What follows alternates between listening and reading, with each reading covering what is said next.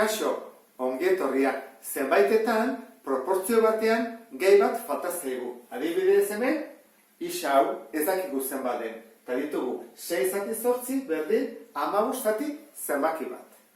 Gogoratu behar dugu hortarako, bi hauek muturrekoak dira, eta bi hauek erdikoak.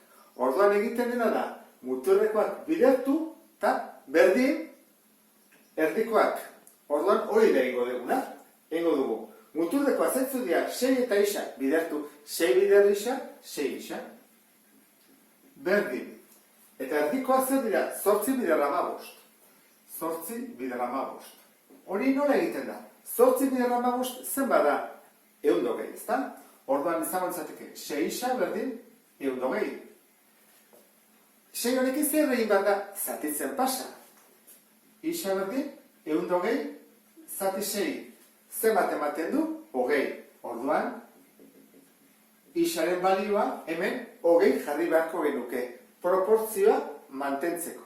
20 jarri ordez, beste zenbaki bat jarriko bagenu, adibidez 23, 22, 17, hau ez ditzateke proportzioa izango.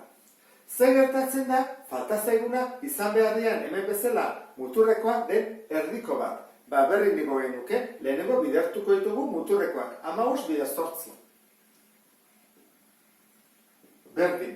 Eta orain erdikoak, 12 bider isa. Zer egiten dugu, 15 bider 8, badakigu, egin dugu leheno, 120 da, ezta? 120. Eta 12 hori zeiten da, zatitzen pasa, bidertzen dauna, zatitzen. Zati 12. 120, zati 12, hau argi dago, ezta? 10 da. Horan jarriko dugu isa, 10 dela. Horan, kaso honetan, proportzioa izateko, isaren ordez, 10 jarri beharko genuke. Eta honela, proportzio batean, gehi bat falta denean, zer egin behar den ikusi dugu. Beste bat arte, agur.